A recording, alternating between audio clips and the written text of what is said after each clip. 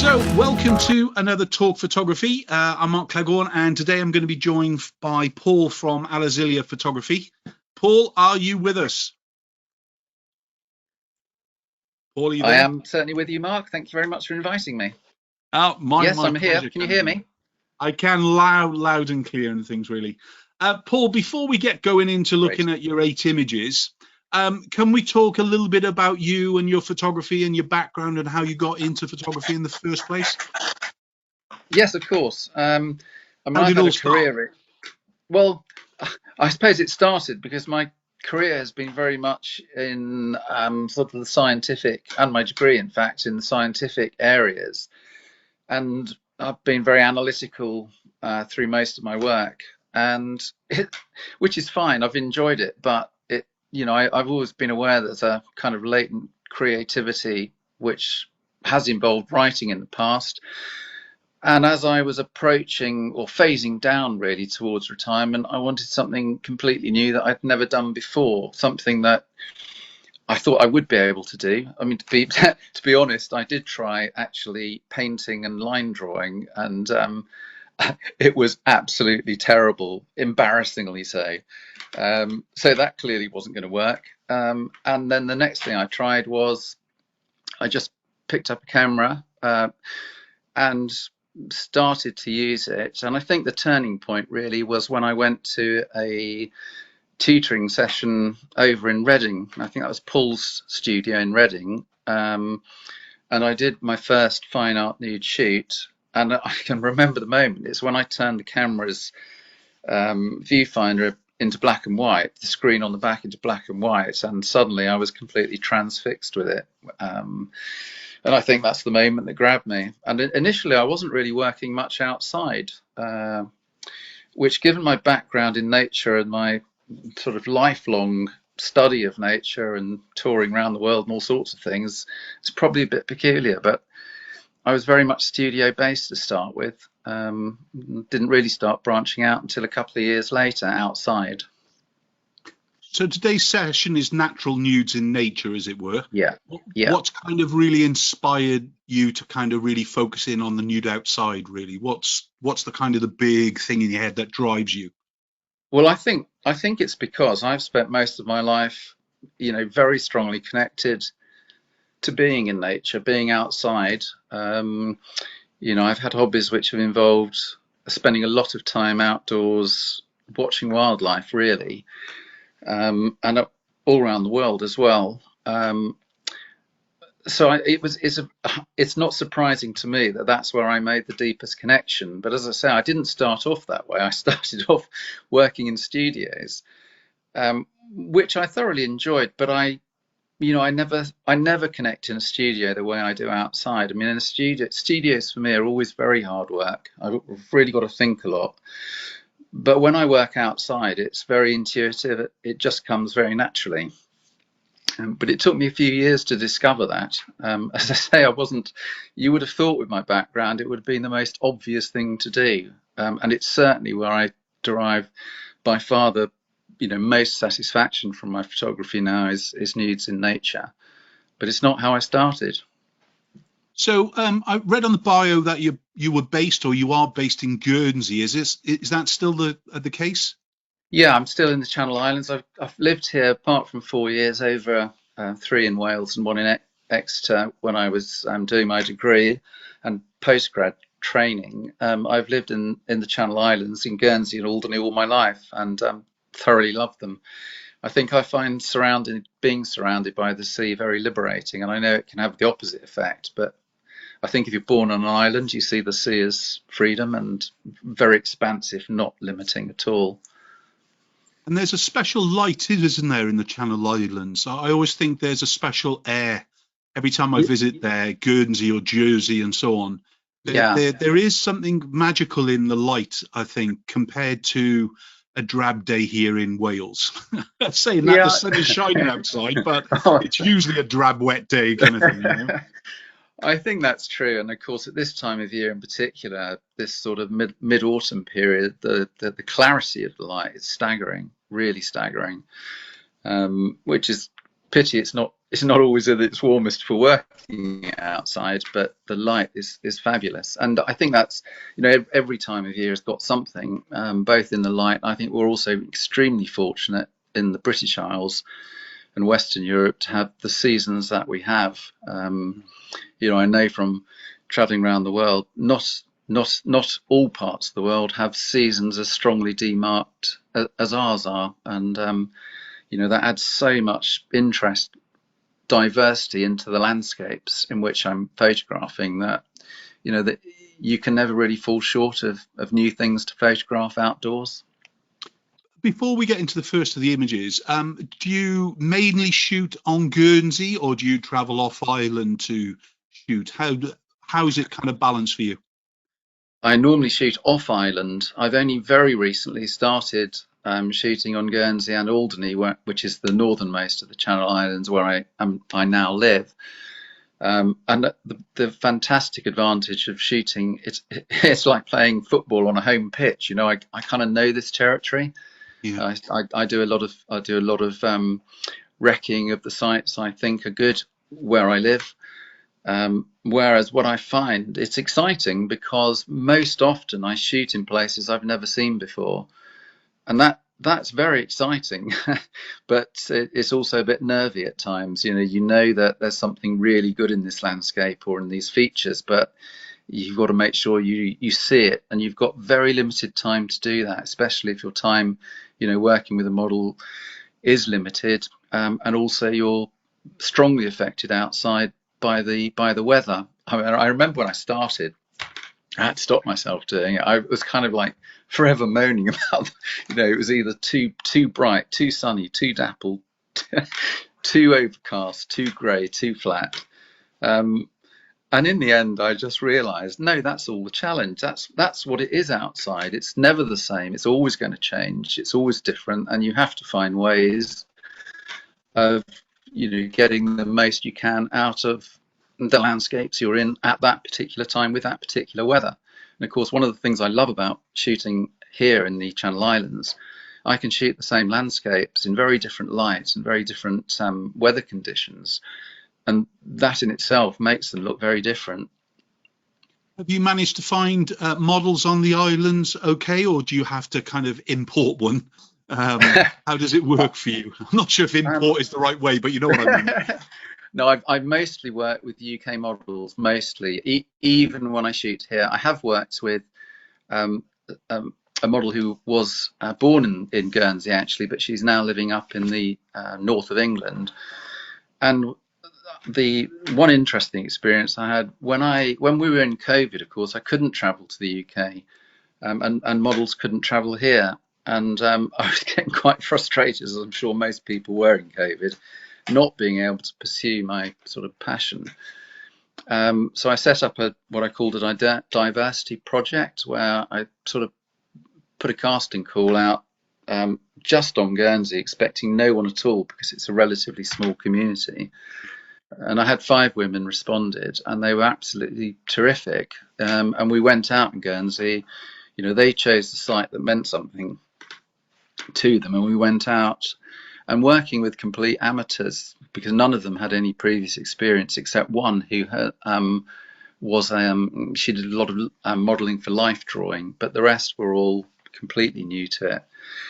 And I think what pleased me the most was everybody enjoyed it and found it a very worthwhile and kind of therapeutic experience. And I know it shouldn't have surprised me, but it surprised me in the first place that anybody was interested, and then it surprised me that they were also positive and embracing. So that was a bit different. That was very much COVID driven. But normally I would work with professional models, mostly sourced in the UK via Purple Port. Okay, good. Let's get to our first image, shall we? I've got loads of questions anyway, so we'll kind of bounce in and out of them as we go and things ready. So okay. The first image we got is the nude in the tree. I've got to say to begin with, what an amazing tree. Sorry about that. And it's a stunner. This was a day shooting with Ayla Rose, who is a model I've worked with a number of times. And this was in East Anglia. Well, I didn't really think there were trees in East Anglia, so it was quite informative to discover there with these amazing forests. And Ayla, actually, she saved this tree till the very end of the sheet, and I simply could not believe it. I mean, I've never seen certainly not when I've had a model with me, seen anything like this tree. It just was incredible.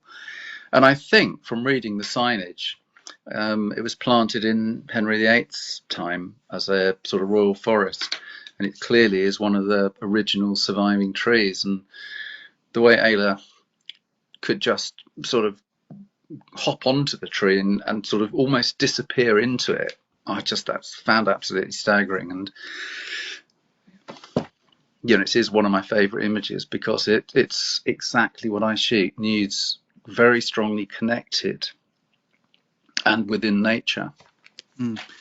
How would you describe the relationship between the human form and nature in your photography and things, really? How was it, is there something in your head that has that connection? Yeah, and I think most people, if not everybody, has it, but most people, or some people, just are not really aware of it. I think it's deeply intrinsic. We have spent the vast majority of our evolutionary time in nature, living in nature, using nature to survive, whether that's for food, water, healing medicines, etc. So it's deep. I think it's deep within everybody. It's just, and you do come across people who are so very, very strongly connected, and that the what I really look for in the sort of direction I give to my models would be to just do what you feel comfortable in the landscape or the land form that you are posing in. I'm not going to, I can tweak a pose, refine it, because I can see it through the camera and the movement of perhaps a hand, but these poses, they come out of the models' heads because they are, and I think that's what I love right up there amongst the top three things. I love the fact this is collaboration. I think we could talk about this image for a whole hour, to be honest, because it's just absolutely amazing. As far as the emotions and ideas, are you trying to evoke anything within the viewer, or are you purely shooting for your pleasure? Well, I am shooting for my pleasure. There is absolutely no denying that, but I am most definitely shooting. The most important message my work carries is this sense of connection and sense of belonging that I believe almost all humans have with the natural world and with nature. And for me, even when I'm working with models who live deep in urban environments, after a relatively small amount of time out in nature, they're very natural in the way that they, in my view, get the very best out of the landscapes that we're trying to shoot, and they're all different. That's the other thing I love. I don't want my work to look very repetitive, and if it was only me being creative, I'm quite certain it would end up being very repetitive. Whereas, shooting nudes in nature with very much using models' ideas on how they connect, I think it's a very good way of keeping the work fresh. And the likes of this tree, is this like a recce in advance, or is it stumbling on what is an amazing tree and things? Really, how does this image work? Ayla knew where the tree was, but she hadn't told me. And it was the most fantastic surprise that towards the end of the day of shooting, I simply couldn't believe it. As I say, I've so rarely come across trees like that, never when I've actually with a model. But that's Ayla and her recce that she had done. She knew the forest and knew where that tree was, and it was an exceptional tree. There were other lovely trees, but none quite like that. Yeah. How did your mood and your kind of excitement change when you kind of arrived at the tree? Because it would me, do you know what I mean? All of a sudden, it's like, forget what we've done for the rest of the day. Now we're going to kill it, kind of thing. How did it change you when you came across something so, I'm going to use the word phenomenal, because it is a phenomenal location, isn't it? It is, and I knew, I knew the moment I saw it, it was very special. But the light was very poor, and I, so I actually felt quite a bit of pressure that I was presented with this most amazing opportunity in circumstances that technically were quite challenging. And I mean, I know that I have got a real dislike of creeping up the ISO scale. I really love to keep my work right down at the lowest I can shoot at. But for this image, I mean, I think I went up to 400, which for me is, that's almost scary territory. But it's the only way really I could get enough light into the. I mean, I have learned you must get enough light into the picture. If you don't have enough pixels in the shadows, and obviously you're not going to blow the highlights out, but you must get pixels into the shadows. If you don't, you certainly won't get the detail out of the image. So I've sort of almost overcome my my fear of going up the ISO scale, and I know modern cameras are so much better able to adapt and cope with that. But that's what I felt: tremendous excitement, whilst at the same time a little bit of trepidation, because I knew it was the sort of opportunity that doesn't come along very often, and they weren't ideal conditions weather-wise. Let's talk tech for a minute before we move to the next image. What's your kind of typical setup? What are you shooting with? Are you shooting film, or obviously you mentioned digital, so I gather it's digital is the majority. Yeah, it is. It's digital. I mean, I basically use a Canon 5D Mark IV. It was a Mark III before that. Yeah. I mean, I sort of don't really want to struggle with tech. Tech doesn't fascinate me that much. I mean, I like to be able to use it, but I'm never looking for new challenges. I mean, I'll keep my camera basically until it's either a big step up and a big improvement up to the next model, or it breaks. And it's a bit the same with the lenses. I mean, I have lenses that I really love and use all the time. But I've also learnt that I can't use those lenses all the time. I have to use others I'm not quite so fond of. Generally, when the light pushes me because there's not enough of it. But I'm not a great techie. I try to keep it as simple as I can. I love the camera I've got. I mean, I did think about going mirrorless, but one of the reasons I didn't was, it's another tech challenge for me when I was really comfortable and very happy with the 5D Mark IV. But I guess one day I'll have to. It seems to all be going that way now. You mentioned when you went on a kind of a workshop a while back and you switched your camera into black and white mode. Yeah. Is that something a technique you still use today, or are you shooting color, or what are you? How does it work in your head? I'm always shooting raw, so I'm always shooting in color. Yeah. Most of the time now, and this I could not do this for several years, but most of the time now I can see the image in black and white, even if I shoot it in color. But that took several years. But even now, there will be some images which I'll shoot first, look at it, change it to black and white, and then I'll go back to color, because I just want to make sure that the image works as well as I think it will in black and white. But everything is raw, so it gives me the maximum flexibility to edit, across a very wide range. And would you say you're a black and white photographer, though? Because obviously we've got a lot of color images in, haven't we? Yeah, but that's, I mean, I would say I'm a 50-50. Okay. And I think, and this is a very general comment, and it's it's probably one of those wicked generalizations, but when I love my black and white photography the most, it's when it's either printed large or it's on a very big screen. And then I think black and white just really excels. Black and white very small for me is not so great. And I also think, I expected to shoot color, because that's the way we humans see the world. And for me, nature is so important, and the natural world, why would I not want to reproduce my images as we see them in color? But then I soon discovered why we might want to have some black and white. And I'm always torn. So many images I will process to my favorite color, it's sort of finished product, and also in black and white. And sometimes I still can't tell which one I like the most. Okay. Excellent. We'll talk about black and white again in a minute. Let's talk about this image. The Very dynamic posing. Yeah. Well, this is Nicole Rayner in the Peak District, and all I asked, we saw the sort of crack in the rock, and all I asked Nicole to do was go and pose, and I sort of looked down at my camera, was fiddling about getting the settings right, and I looked up. I couldn't believe what she'd done. It's like, well, I thought she'd just be posing on her feet, using the vertical line of the crack. But I mean, she's just such a talented model. When you see what she's done, she's seen the line of the vertical crack, but she's seen the horizontal one as well.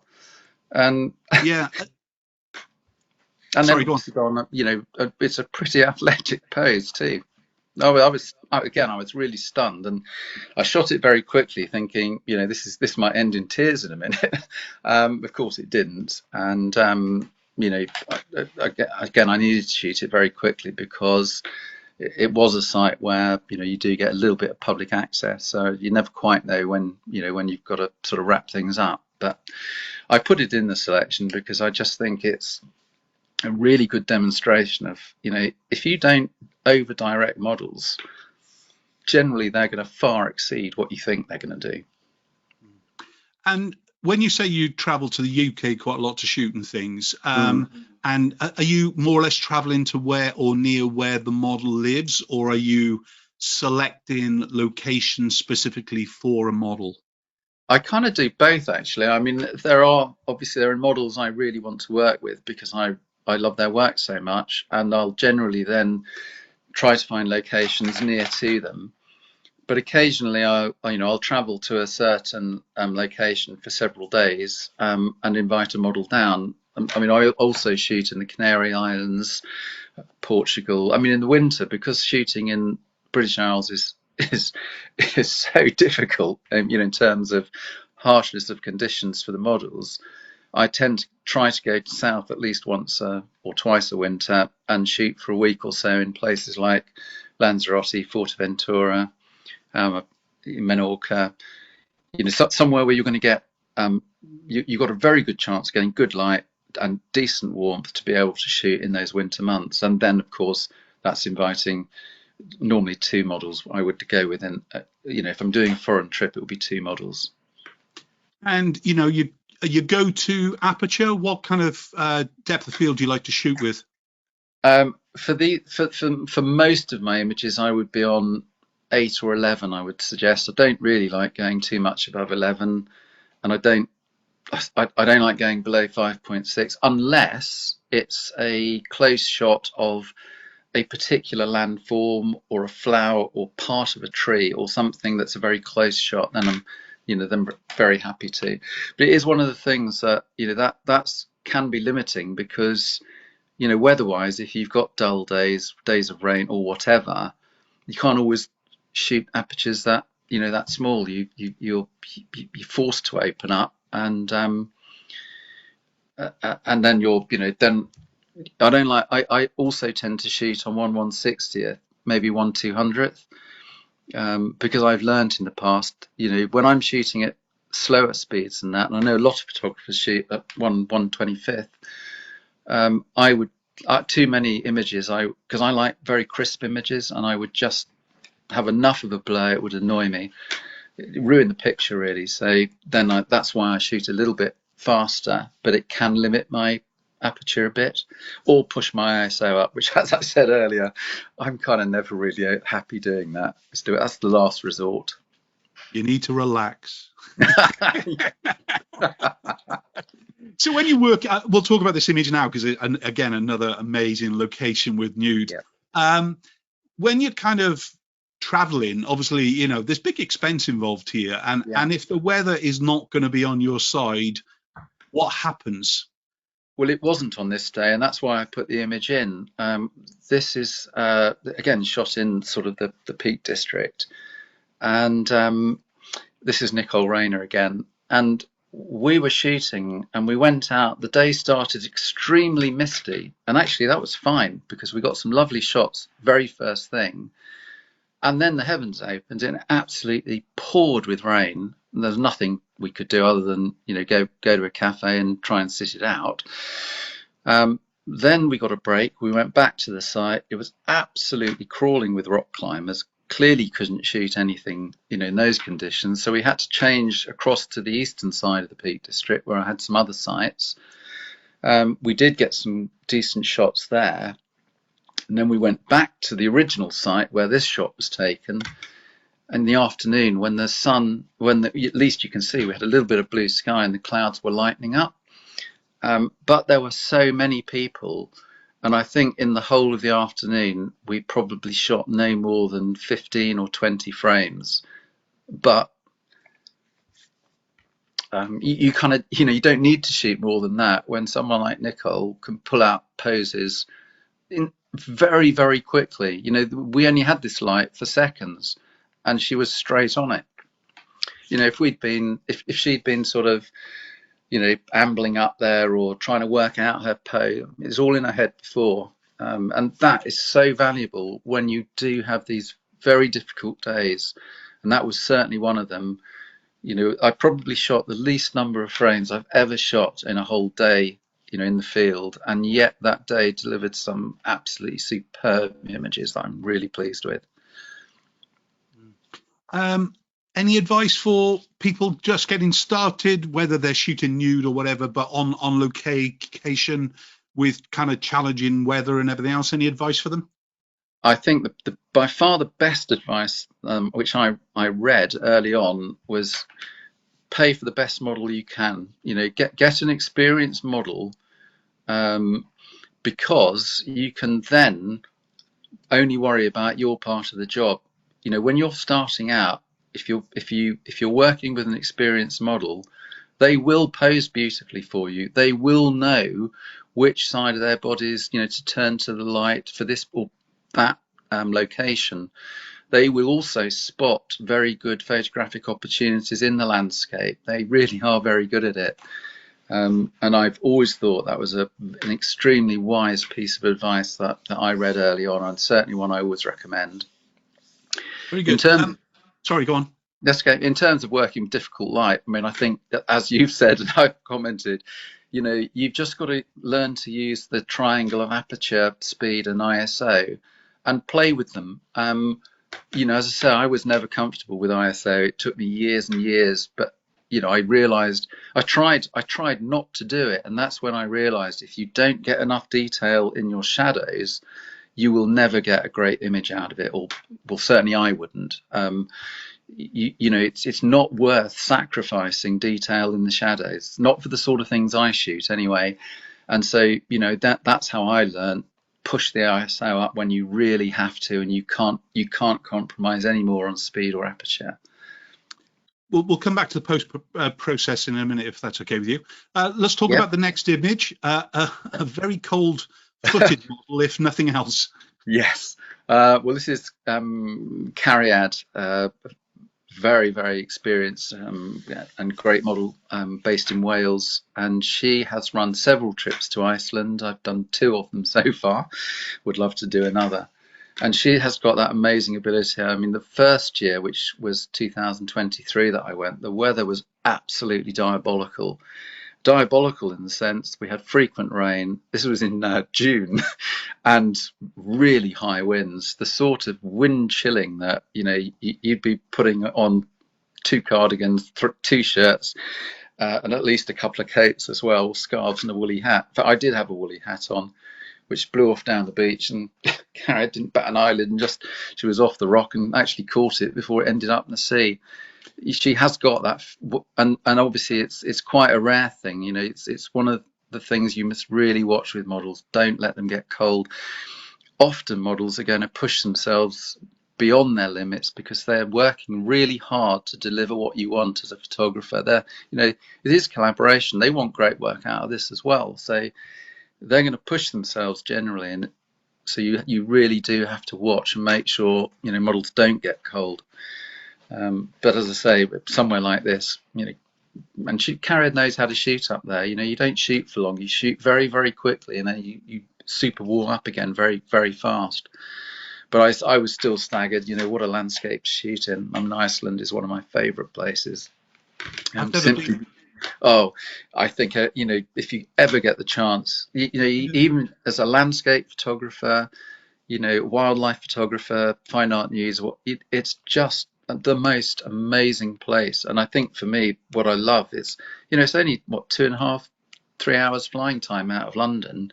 Yeah. And you can be in these dramatic, volcanic, almost Martian-like landscapes that are just so exciting to shoot in. And when you've got a model, and Carrie works with her husband Kieran, they know Iceland well. So you're not wasting time, visiting sites at the wrong time of day or in the wrong conditions. And they know the sites to visit, which when you're going to a place, for a relatively short period of time, you really want to try to maximize the opportunities you get. And are you shooting one-on-one here, or is there other photographers within a group and you're given time? How did this shoot specifically work? There were 2 photographers, and I don't like working in groups. I think it's very difficult for models when you shoot in a group too. A lot of models are very particular about their poses, and generally the poses are going to work from certain angles and not so much from others. And I think when you've got lots of photographers all shooting at the same time, they're obviously shooting from quite different angles, and I think that's not a great, for me, that's not a great place to be. I like working with if I get on with the photographer when it's a couple of us, and I've been very lucky because I always have done, it's a great experience because you can share, you can bounce ideas around, you can help each other out.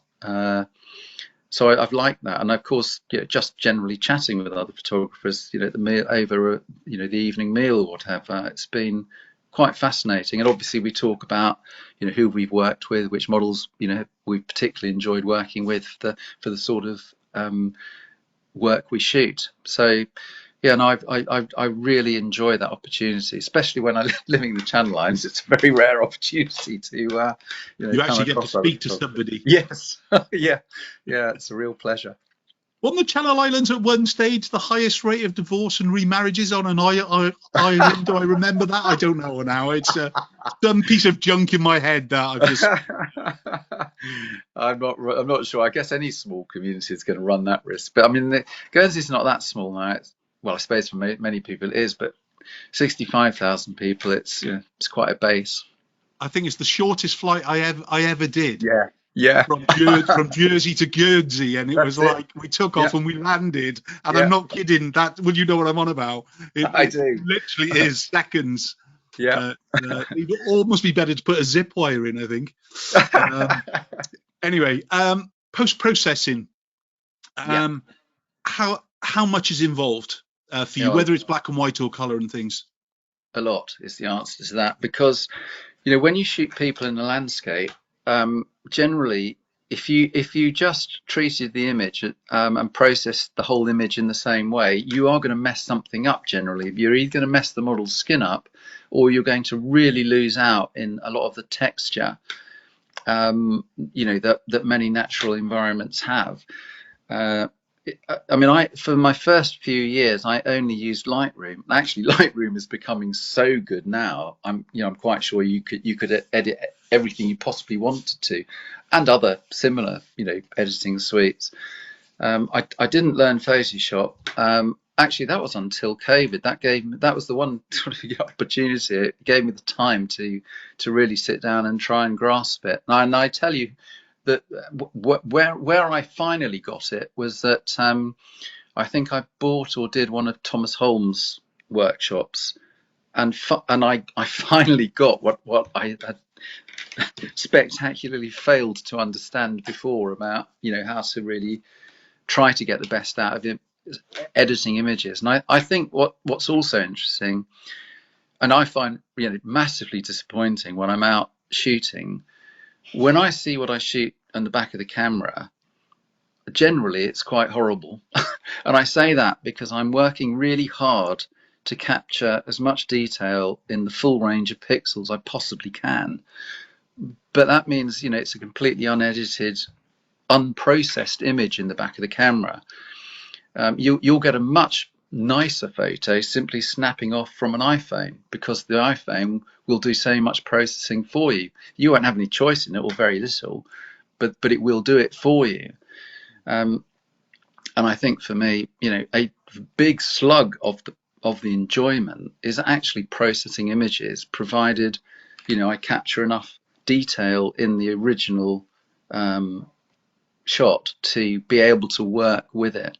And as I say, if you capture a full range of pixels, you can take the image up, you can take it down, you can bring out detail, you can smooth, you can do so much to it without losing any of the clarity in the image, which for me is very important. I mean, I love clarity in my images.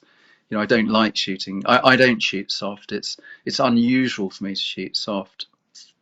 Have you been tempted to shoot any film? No, and the only reason, I think film in black and white would be staggering. I think it would be. I still think film would be better than digital, especially for black and white. But I've just got so many things to learn.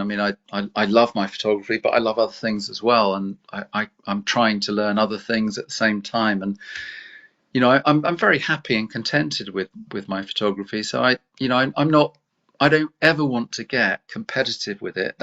I think that would ruin it for me. I don't want to get to a position where I don't like my work, or I feel it's not good enough. I like my work. I know it can almost always be better, but that again is part of the enjoyment for me. I like looking at my images and seeing what I could have got better. If I'd spotted it at the time. But it doesn't really annoy me. And actually, some of my most successful images, to me, they've actually, they're fundamentally flawed in a way that I can see. But of course, most viewers don't see it. No. Let's talk about this image, the black and white with the kind of athletic pose. Yes. Are you seeing that on screen? Yeah. Yes, I am. Yeah, this is Infinity Model. And I've worked with her several times now, and she is quite exceptional. She's very, very athletic, and her body. I don't quite know how this happens, but when you stand next to her, she's not that tall. But when you look at the figures that she produces, she's got this. You think she is tall. I think she's able to use her limbs in a way that gets the very best out of them, and the lines in her, she poses with really beautiful lines and curves, which for me, with fine art nude photography, that's very much what I'm trying to capture. And I also work very well with her. I find it very intuitive to work with her. She sort of gets what I'm trying to shoot extremely quickly, and will be able to knock out a phenomenal number of poses just in one very small location. The problem I have working with her is, it makes image choice at the end of the shoot a bit of a horrendous problem, because there's far too many good ones, and I know you're never going to use all the good ones. You really have to be extremely selective. You've talked about being published and exhibited and things, really. Yeah. Talk to me a little bit about that, can you? Yeah, it was always very important to me that, I really wanted to see my work published. I wanted to see it in books and in magazines, and I also wanted to see it exhibited and to visit the exhibitions, to see my work hanging against other photographers' work, and to see how it looked, and to also watch people as they're looking at my work, and to see, I was trying to sort of figure out whether they were sort of, what were they thinking or feeling as they were looking at it. And I was very lucky. I did work very hard in my sort of earlier sort of years to exhibit in as much as I could, in various different, not as solo exhibitions, just as part of group exhibitions in various countries. But the sort of crowning glory for me really was last year. I exhibited here in the Channel Islands in a beautiful gallery, and that for me was very, very special. To see a whole gallery filled with my images, that's kind of a pinnacle. And I sort of, I don't know. I never thought that would happen. But I was sort of talked into it, because the other thing, of course, was blimey, I'm living on a very small island now. I could get pilloried for this, It's not everybody's cup of tea, but actually, it's a very creative and artistic community that I live in. Then there was no criticism, just support and appreciation. So that was very illuminating, because I know, that a lot of people who, models in particular, but other photographers as well, I mean, you do face some quite awful prejudices about, what's involved in fine art nude photography or modeling. And it was very liberating to see, a sort of very ordinary, albeit relatively small community being so receptive. I thought it was, whether that represents the outside world, I've no idea. But I mean, I really enjoyed it and felt, I don't know, it just made me feel more a part of the community here. Excellent. Were the images for sale, or was it just an exhibition? Yeah, no, I did have them for sale, and I was very surprised how many sold, and who bought them, because obviously I could see who was buying them, and we had an opening night, and I was quite staggered how many were taken off the walls, or rather stickered on that event. Yeah. Because Guernsey is quite a wealthy, and Jersey, of course, is extremely wealthy in parts, isn't it? Yeah, I mean, Jersey in particular, but Guernsey also. But I mean, I had the exhibition up in Alderney, which is the northernmost, and we're not quite in the league of Guernsey or Jersey. It's a little bit more down to earth, I would say. But I was, extremely pleased, that I think people here, if you live on a very small island, a lot of seascapes get painted or photographed. And one of the comments I heard a lot over that evening was how nice it was to have an exhibition that wasn't full of, it was just different. Yeah, I get that. Yeah, refreshing as well, I'm sure, for many of the artsy community and the business community to actually go and see as well with it, because you can actually find a gallery is just showing the same stuff by the same people too often, and you almost start to ignore the gallery then. I know, and I think that's a great shame. I mean, I also think it's ridiculous. I mean, fine art nudes have been around, for centuries, and highly likely, I suspect, to remain so. I mean, they are one of the artistic subjects that fascinates humans. I mean, always has done, and whichever way sort of fashion of society goes, in the time you happen to be living in, I think there is a constant there that they are always going to be interesting. People will always be interested, and they will always see beauty in them. And what a sad day it would be if we didn't see beauty in the human body. Let's quickly talk about this image, but I've got a question, I think, based on what you were just on about as well, which I want to cover. But let's talk about this image first. Yeah. This again is Infinity model, and it is Lanzarote. There are some lovely little sites. This is like a small slot canyon. I haven't actually been able to shoot in a big canyon yet, but this is the nearest thing to it. And I mean, these images work really well in color as well, because there's a lot of color in the rocks, but I put it in black and white because, as you said at the start, I've chosen, I think, 6 color out of my 8, which is not that representative. I probably ought to have chosen 4 and 4, but I definitely wanted to make sure that I had black and white represented. And I think where black and white works particularly well is in an image like this, where you've got so much texture in the rock, but you can see the texture in Val's taut body too. She's got the lines, the shadows and the highlights and the curves that she's creating in that pose, I think show what's really good about fine art nude photography, and what interests me anyway, this wonderful way to show the nude human body. It's like polished stone, her skin, isn't it? Yeah, it is. And I think, I've shot quite a lot with her in rocks, and she's also got this amazing ability, whatever rocks you take her into, she finds a way to sort of just sort of get in harmony with them, or bring out the best in the rocks around her, but also using her body in a way that achieves that. So one of the questions that we had through was many artists have been drawn and are still drawn to the female nude. Yeah.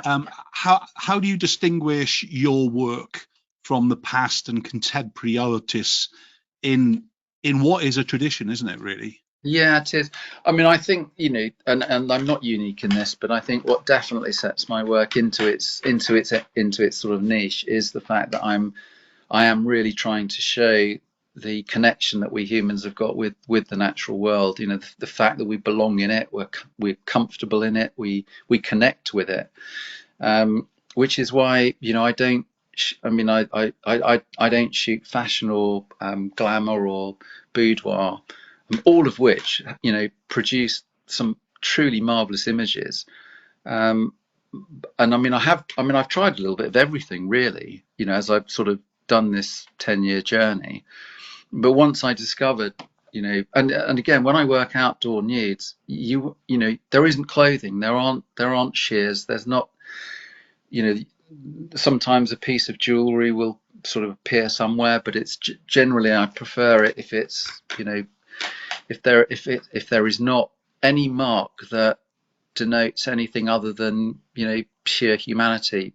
The other thing, I don't really want my work to belong to a particular age. It should be ageless. So, you know, whereas if you shoot clothing or jewelry, that is going to, or sort of styles, fashions, that is going to date the image. It will live in an era. Whereas I think, you know, this image we're looking at, you could dig that out 100 years ago and it would be great and appropriate. And I would like to think you could look at it in 50 years' time and it would still be very appropriate for that and look as if it belonged in that era. There's another question that was sent through was your work centers on beauty, grace, and intrigue, you say, of the female nude. How do you balance these elements in your compositions or your images?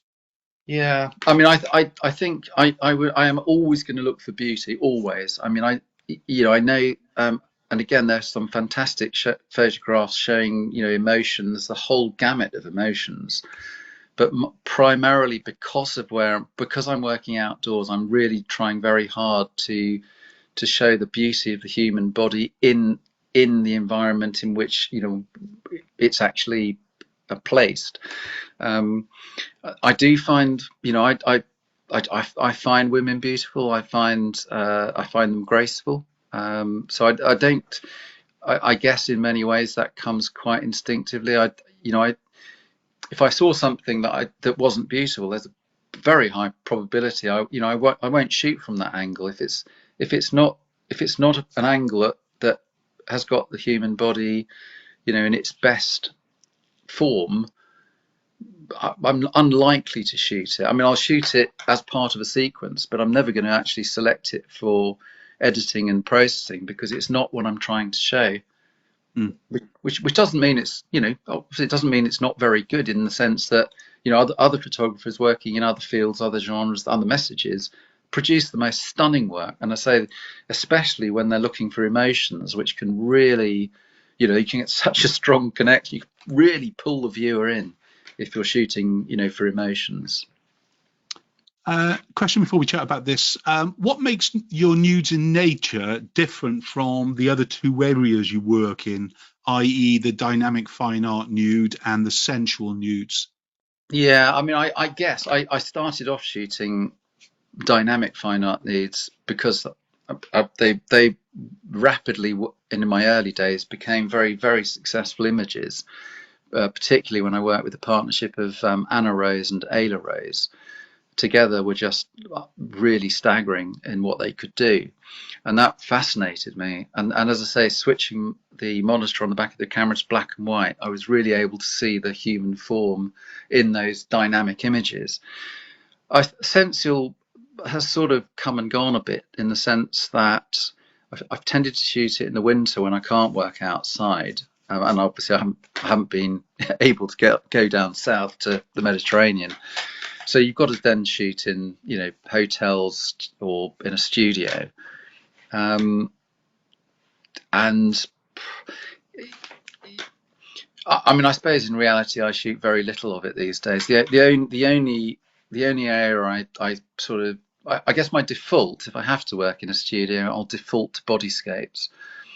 And the reason for that is I do love the contrasts, the chiaroscuro, the strong contrast between the highlights and the shadows on the curves and lines of the feminine form. That to me is staggeringly beautiful and can be depicted so well in low key bodyscapes. But it is a bit of a last resort to me. I mean, it's something I'm going to do when I just can't work outside. Talk to me about this image. This again is Lanzarote with infinity model. Very different. These were, these definitely show better in color. And it was one of those days where we just had such a thin film of water on the sand, but still with a sort of breaking white wave behind. And there's a whole series of these, what I call very peaceful, very tranquil images. They're almost kind of therapeutic images. You look at, for me, when I look at this, I feel very sort of contented, happy, and warm. It's just a lovely. It's not dynamic. It's not challenging in the way that black and white on rock, heavily textured rock would be. I just find it very, very peaceful, and I absolutely loved the calmness of the reflection that we had on the this very, very fine film of water over the sand. And as I say, this is just one of a whole series that we shot, far too many, just because for me, again, it is nature. It's a way of connecting with nature, but for me, I see there's a lot of peace in this image. It feels glamorous, this. Yeah. And I'm not talking about that in a negative context, but no. If you were picking it up and dropping it into kind of decades, it feels almost that glamour element of the 80s and so on. Do you understand what I'm on about? Yeah, I do. And I think it's just got those qualities that you're on about. If she was in a swimsuit now, it would be an image that you would see in the American Sports Illustrated once a year kind of thing with it, or it could be in the Pirelli calendar of 1975 kind of thing. So influence-wise, do you find yourself kind of leaning on anything, or have you image banked enough images over your life that you're just kind of going with the flow? How does it work for you? Yeah, I think, to be honest, now I'm going with the flow. I mean, I never set out to shoot this on the beach. It was only the fact that, I mean, I don't know how many days in Lanzarote you're going to get this very, very, very peaceful film of water over the sand, where you can actually shoot like this. Normally, Lanzarote is quite a windy place, and I would imagine this is a well rippled surface. So for me, it was, seeing it there I didn't expect to see it. So that's definitely worth trying to do something with it. And I get, I sort of get what you say about the sort of almost glamour type feel to it, but for me it's overridden by this. I just feel very connected and peaceful. It's a place and maybe that's because it was a great trip, but I just sort of feel it reminds me a lot of how much I enjoyed being on Lanzarote in the warmth, out of the wind, and doing something I'm very passionate about. Yeah, I shoot in Fuerteventura quite a lot, but I holiday there. And I've holidayed there for 35 years kind of thing with it, and once upon a time we were moving out there to live. And it is a different light, but of course Fuerte is wind, so you wouldn't get a still glass like water level on the sand in Fuerteventura, I can guarantee you now.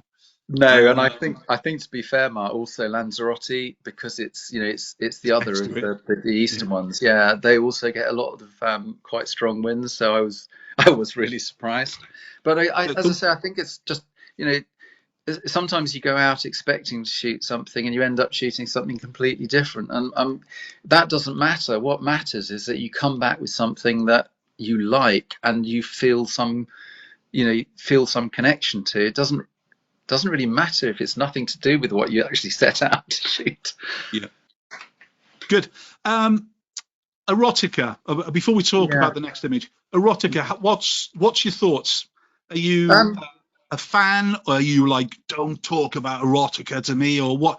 How does it fit? Because it's all the nude, isn't it, in some way? Yeah, I quite like erotica. I mean, I don't see anything wrong with it. I mean, I've read lots of sort of, books trying to define, what's erotica, what's pornography, what's artistic, and all the rest of it. And actually, every single person would probably have a slightly different definition of it.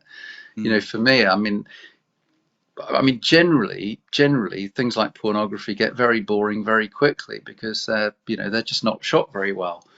It does take an awful lot to shock me, but I'm not looking for poor work. I mean, I've no doubt, if something is shot very well using the best angles and using light properly and everything else, then the chances are it's going to be quite an impressive image. But it's not something, I guess the main reason I don't really shoot it now is that it's outside. I mean, I'm not going to shoot erotica outside. I mean, it's risky enough shooting, full nude work, because, as I say, I'm not even shooting clothing. The chances of covering up very quickly if somebody comes along is not, you've got to be very, very conscious all the time, of how protected you are. So I'm certainly not going to, push my luck further by, shooting. And I love shooting what what I shoot. The reason is connecting with nature. And as I said, I wasn't there to start with. It took me several years actually, to get to really know what I love to shoot, and enable me to actually do it. But I'm always going to always choose to work. If I've got choices, I will always choose to work outdoor nudes, fine art nudes in nature, with models who really know what they're doing. Are you drawing inspiration from anything specific at present? Would it be more art based, or would it be photographic based, or are you trying to avoid the inspiration element and things? No, I don't mind. I mean, I love. I do love lots of artistic work, and what I don't want to do is recreate anybody else's work. That doesn't really interest me or appeal to me. But it doesn't mean I don't. I really enjoy seeing other photographers work. There are artists I really like. I mean, we go to quite a few art exhibitions, various subjects. I mean, I think appreciating artistic creativity is just a joy. My sort of specialist subject is fine art nudes, but I will still go to galleries and museums to look at other things as well. And often, of course, you will find some inspiration in things you never really were looking for it in. So, yeah, quite a Catholic taste in that sense. Very, very, sort of wide interests. Cool. Right. This is our last image, so let's chat about this. This is Irida, who I'd wanted to work with for years, shot in southern Portugal. And the reason I put this one in is I just wanted to show that you don't always need spectacular landscapes or dramatic landforms. You can create, it's an image I love, and I love it for its simplicity.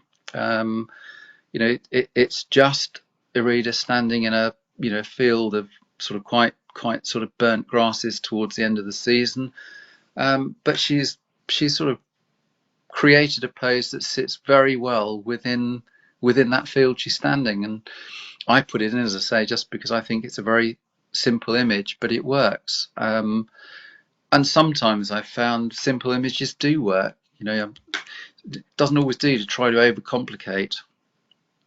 It's a good place to start as well, anywhere, isn't it? Yeah. Don't go in search of the perfection when you're getting going. I think that's a very good point. Open a door, take a shot. That's the first stage of learning, isn't it? It's like picking up the camera. How do I use it? Switch it on. Take a photograph. If it doesn't look what you want to do, try something else. Absolutely. And Mark, that's such a good point, because if I had started this and had been very disappointed with what I was producing, I will guarantee you I would not have carried on. I'm the sort of person, I've got to be able to see something is worthwhile doing. And for me, and it doesn't happen immediately. Obviously, and ironically, some of my sort of most sold images were shot very early in my time, but that's to do with the subjects and the ability of the models I shot, far less to do with my own sort of abilities behind the camera. And it took several years, but I absolutely love what I do now, and I'm always going to love it best when I'm outdoors shooting, in natural environments with models, as I say, who they know what they're doing. They're going to produce fascinating, good work. You're not going to go out and come back with, images that you're going to struggle to find something. And generally now I'm coming back from shoots and it's the opposite problem. The models have created so much. It's like, how on earth am I going to narrow that down to a reasonable selection to fully edit? I think on a personal level, it was a bit like going fishing with my Welsh uncle at the age of 6 and 7. He's bought you a rod and all the tackle, and you go in a fishing boat and you're in the middle of a lake and he's all excited about showing you how to fish for the first time. You sit there for an hour and a half and you don't catch a flipping thing. And you come back and you never pick up the rod ever again. Yeah. And so with a camera, the weird thing is, though, because I come from the years of film, as it were, if you think about it, it's exactly the same, because you can take a photograph, but you've never used to see it until you'd finished the roll of film and it got processed.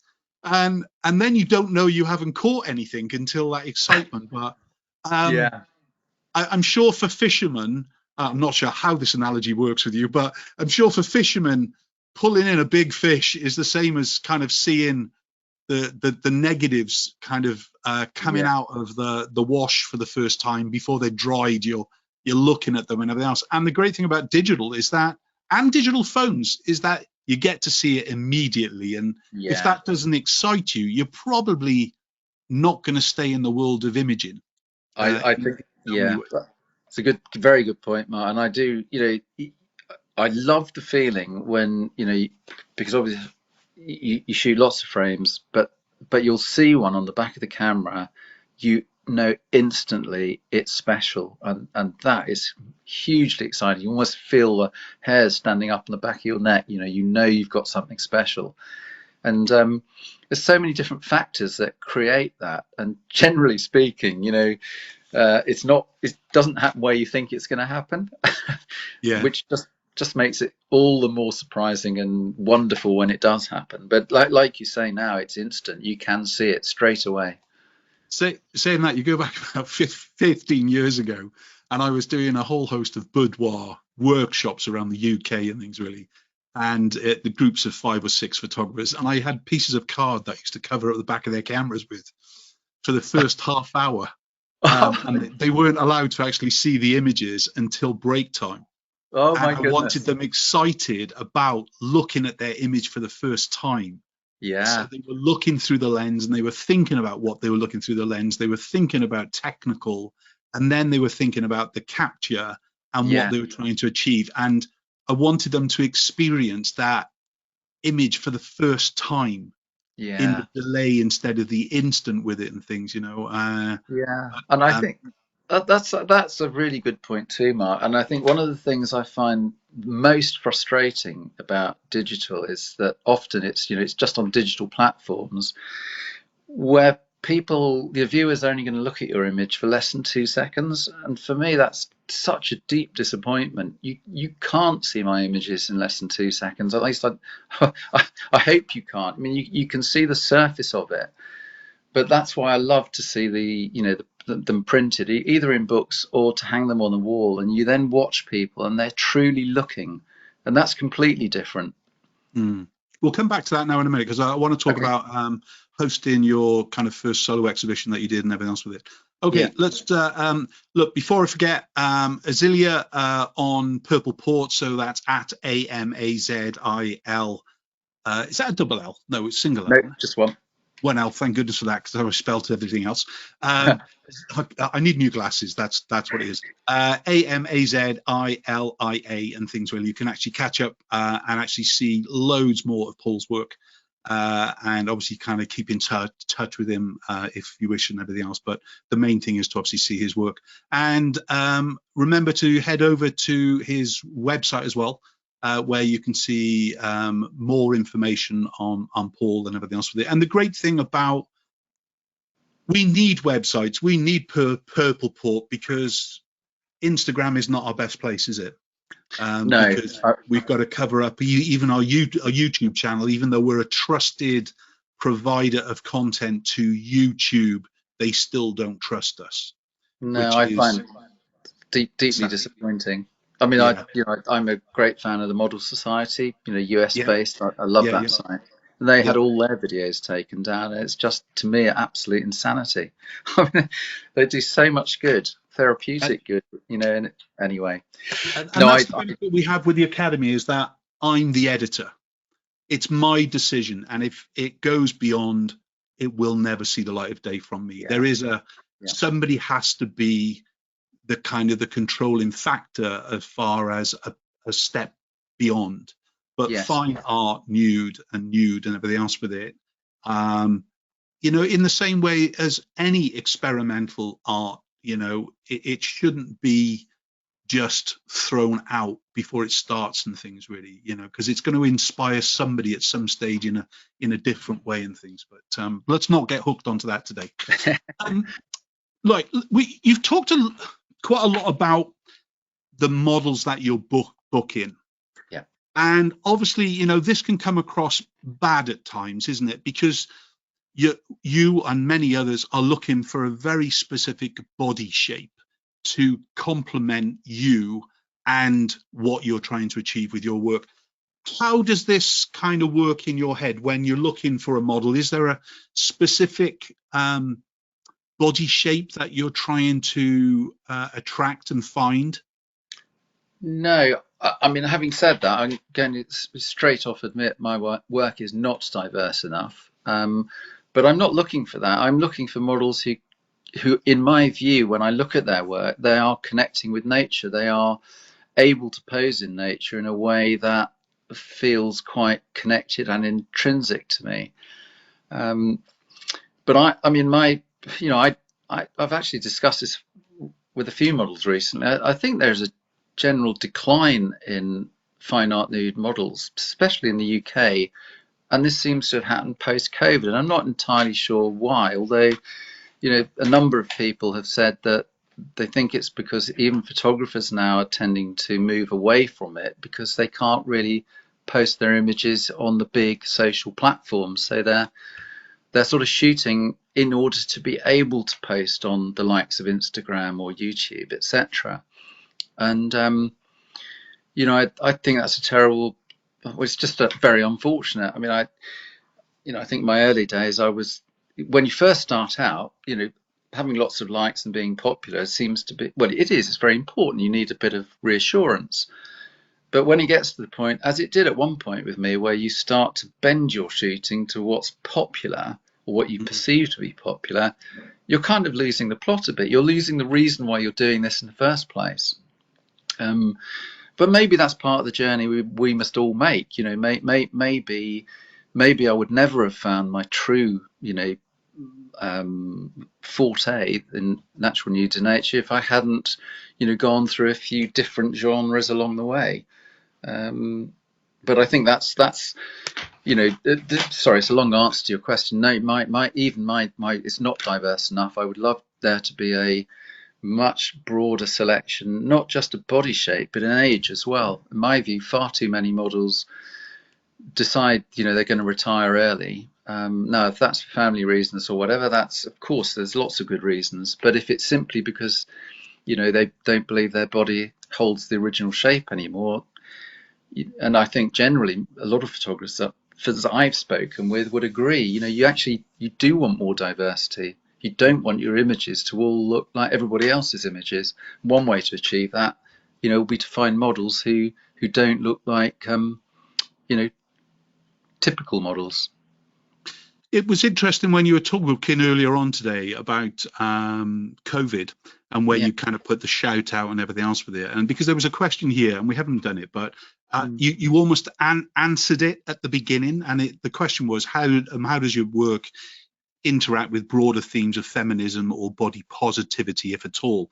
And I kind of ignored it. And the reason being was that as soon as you said about you put the shout out during COVID or following COVID about, and then you attracted other people in who would never have thought about doing it perhaps, or had the ambition to do it but would never actually shed a clothing. I mean, even you walked up and down Lanzarote beaches and Fortaventura beaches and so on, and let's face it, they look like me, or they're German who looks like me. In other words, a very grotesque fat man. And they're not your instant model.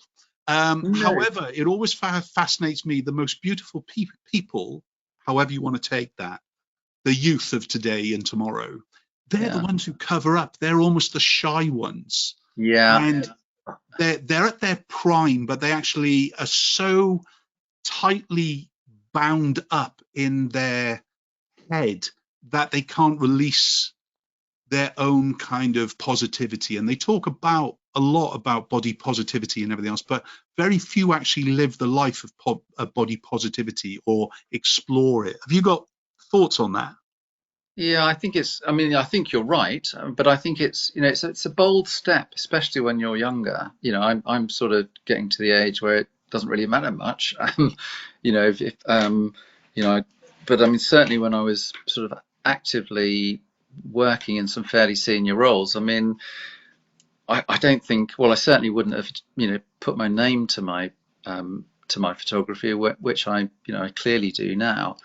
And I do think that's a shame. I mean, but then that's part of the message where, somehow we're meant to feel a bit ashamed about this, aren't we? And I just think that's so wrong. To me, there is very, very little that is so natural and so beautiful about, the nude human body in a natural environment. I mean, and I think it's virtually tragic when we are brought up to feel that somehow we should be ashamed of that. And I mean, it was good when I did the diversity project in Guernsey that, obviously I had a different age range of people and body shape, but those women weren't conscious in that sense. And what surprised me, as I said earlier, they found the thing very liberating and positive. But if somebody had asked me before I started doing this, oh, would you mind just take your clothes off and go and pose for somebody with a camera, I would have run a mile. And that's the irony of the whole thing. I've only got to this position by this level of being comfortable by exposure, and unless society sort of normalizes and makes it less sort of taboo, I suspect it might get worse again. Brilliant. Let's just finish off with the exhibition in Lisbon that you mentioned. Can you tell us more about kind of experience of hosting it and kind of putting it together, and the theme and all the kind of thing? What you talked about, you really wanted to exhibit and you wanted your own solo. I did. What was the build up to it? How did it all come together? Well, I got talked into it by my wife and the gallery owner. This was in Alderney, actually, where I live. And this is Ben Bengtson. He's got an absolutely superb gallery here. And I was very sort of shy, I suppose, about exhibiting in the local community, but they both persuaded me. Originally, it was going to be a fully black and white exhibition, mostly of studio work and dynamic fine art nudes. And it was only when Bent's actually now a very good friend, but it's only when I got to start to talk to him about this, he then said to me, well, why don't you just exhibit whatever you want to exhibit? And I said to him, well, if I'm allowed that, I'm going natural nudes in nature, which is exactly what I did. And I then chose and we did the whole gallery, which is a beautiful gallery, and selected quite, I suppose, 50 odd images to go around the gallery, and then I had a number of smaller ones, just over displayed on tables. Cariad and Kieran had made a little behind the scenes video of me shooting with Cariad in Iceland, so we had that running on a continuous tape. That was lovely. And I also put some of my publications out on the various worktops, and but it was a lot of work. I mean, I shouldn't have been surprised, but it is a lot of work. If you're going to display your work properly, you need to do it. You need to commit to it, and make sure that you're framing well, you're selecting the images well, and actually hanging them properly in an order that makes the whole room really look good. And in my case, each room had a different theme to it. But in terms of enjoyment, what a hugely enjoyable experience it was, especially talking with people about what they saw in the images, why they liked some, why they were less keen on others.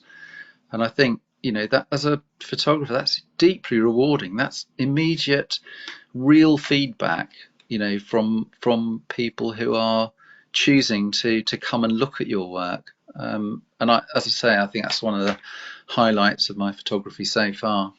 There's a big cost involved, isn't there, though, with an exhibition? Yeah, I mean, it's not something you do lightly. I mean, obviously I had to produce and print professionally quite a lot of work, frame it properly.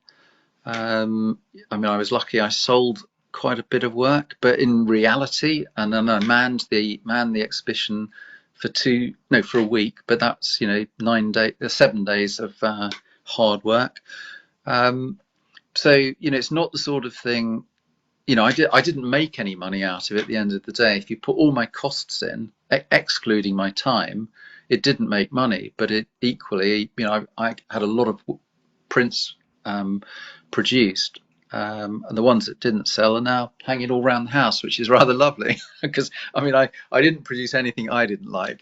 And that's key as well, though, isn't it? Really, if you're not going to show something off that you don't like, so no matter what, that can be a touring exhibition whenever you want it to be. But yeah, 50 images around the place can be a big exhibition to actually store. Never mind anything else. So I think if anybody's doing it once, they've got to try and find a second home for it and a third home for it if possible. I think that's very sound advice, Mark. There's a chance there at least to cover your money, isn't there? But it is a self-fulfilling thing, and that's a good thing, I think, for photography, is that if you have a burning ambition to do it, just do it. Find a way for you to do it, but don't look to others to cover the cost of it. I mean, I hear so many photographers saying, I want to produce a book. If they realize how much work is it in a book, they would never actually even contemplate it. And then they want to get it covered before it's even kind of begun. And you're going, well, you've got to fund these things yourself. Yeah. And I look at it, the way I look at it, this is a cost of something I'm very passionate about. I love doing. It's given me so much. It's made me a better person, in my view. And it's given me so much. Why wouldn't I invest in it? Just like, I don't mind paying fees to go around a golf course or play tennis for a year or something. It is hugely rewarding and enjoyable. And I mean, I'm lucky. I didn't have to make money out of this. I'm not photographing to make a living. I'm doing it purely because it's a passion. Paul, thank you so much. I know we've overrun. I do apologize, but absolutely fascinating. And fingers crossed you'll come back and chat with us again about some more of your images, and perhaps we can talk about future projects or things that you're working on, or just some things that you finished. But thank you so much from everybody who will be watching this video. I should love to, Mark, and thank you very much indeed for giving me the opportunity. As you've discovered, I love talking about photography. And it was my pleasure. Thank you very much, Paul. See you soon, I hope. Bye.